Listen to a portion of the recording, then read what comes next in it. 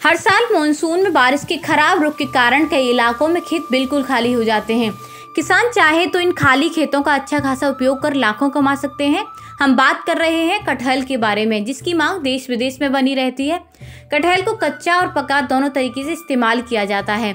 भारत में इसकी खेती उत्तर प्रदेश, बिहार, झारखंड, पश्चिम बंगाल और दक्षिण भारत के राज्यों में बड़े पैमाने पर की जाती है। इतनी बड़ी संख्या में खेती और उत्पादन के कारण दुनिया भर में इसका निर्यात भी किया जाता है। कटहल एक सदाबहार फसल है, जिसका पेड़ सिर्फ 8 सेंटीमीटर ऊंचा और इसके फल हरे पत्तों से घिरे होते हैं। यह एक उष्णकटिबंधीय फल है, जिसकी खेती किसी भी मौसम में कर सकते हैं।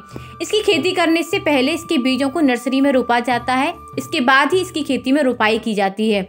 इसकी प्रमुख किस्मों में रसदार, खजबा, सिंगापुरी, गुलाबी, रुद्राक्षी आदि शामिल हैं।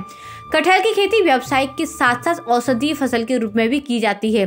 कटहल की खेती के लिए जमीन को जैविक विधि से तैयार किया जाता है, जिसमें गहरी जुताइयां लगाकर 10 सेंटीमीटर प्रति गड्ढे की दूरी पर इसके पौधे लगाए जाते हैं।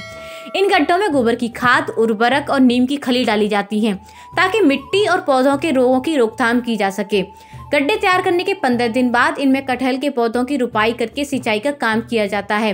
अगर बीज सहित कटहल की खेती कर रहे हैं तो पौधे से फलों का उत्पादन लेने में 5 से 6 साल लग जाते हैं। बूटी विधि से कटहल की खेती करने पर 3 साल में ही फल लगना शुरू हो जाता है। इसकी फसल में नमी कायम रखने के लिए हर 15 से 20 दिन के अंतराल पर सिंचाई कार्य किए जाते हैं।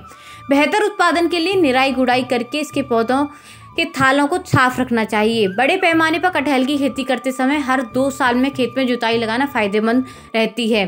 ठीक प्रकार कटहल के बागों की देखभाल करने पर हर साल 3 से 4 लाख की कमाई कर सकते हैं।